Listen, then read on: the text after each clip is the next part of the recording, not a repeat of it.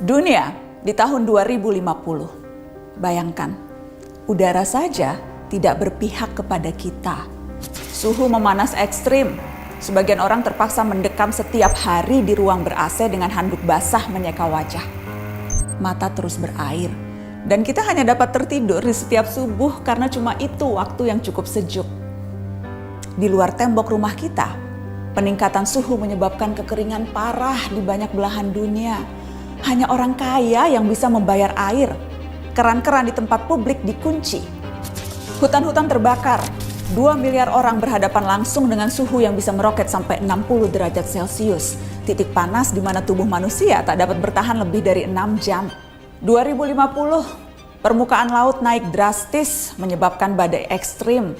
Kota-kota pesisir tersapu pasang dan banjir menewaskan ribuan dan menggusur jutaan orang. Beberapa kota terpadat di dunia tenggelam, termasuk Alexandria, Kairo, Mumbai, Shanghai, Bangkok, dan tentu saja Jakarta. Orang-orang harus mengungsi ke tempat yang lebih tinggi. Setiap hari kita akan melihat foto rombongan keluarga mengarungi banjir. Yang agak beruntung bisa tetap tinggal di rumah dengan air hingga mata kaki.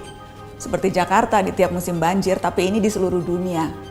2050. Pandemi bukan hanya varian COVID. Perubahan suhu, banjir, urbanisasi, dan pergerakan populasi manusia mengakibatkan penyebaran penyakit. Setengah dari populasi dunia beresiko tertular malaria atau demam berdarah.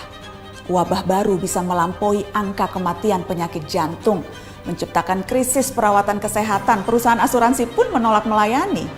Apa yang kita lalui 2 tahun kemarin, tampak tak ada apa-apanya.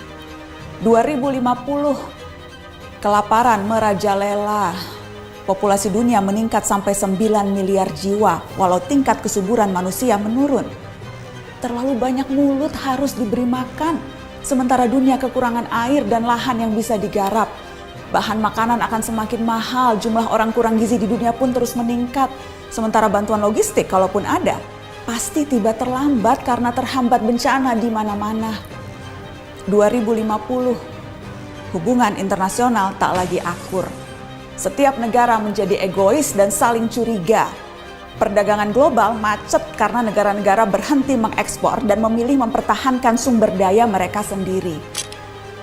Padahal jutaan orang butuh bermigrasi. Tapi banyak negara lockdown dan menjaga perbatasan dengan tentara. Sedikit kesalahpahaman akan menciptakan perang. Dan seperti biasanya, netizen lalu memperuncing keadaan dengan memenuhi media sosial dengan teori konspirasi dan video-video propaganda. Teman-teman, meski terdengar seperti naskah disaster movie, itu tadi tidak mengada-ngada, menghayal atau menakut-nakuti. Semua gambaran itu berbasis pada penelitian dan data-data saintifik. Hitungan skenario 2030, 2050, 2100 per tahun semuanya ada. Isu ini bahkan telah mempertemukan para pemimpin dunia, tak terkecuali Indonesia. Kemarin Presiden Jokowi hadir dalam KTT COP26, sebuah forum tingkat tinggi yang diikuti 197 negara. Mereka membicarakan masa depan, rencana untuk menghalangi skenario-skenario tadi terwujud. Memang sulit, karena masing-masing negara punya kepentingannya sendiri. Akan ada tarik ulur yang berbelit-belit, tapi kesepakatan harus dilaksanakan. Dunia harus melakukan pengurangan karbon secara progresif, mencapai target 0 emisi segera.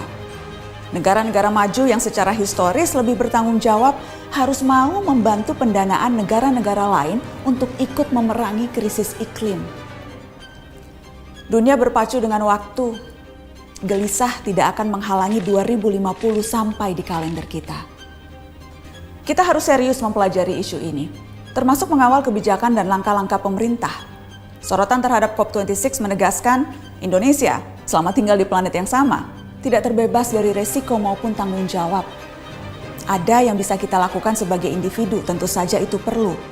Namun rangkaian kebijakan negara yang berdampak signifikan, itu yang paling kita butuhkan, segera. Kita tak bisa memilih planet, tapi masa depan bisa.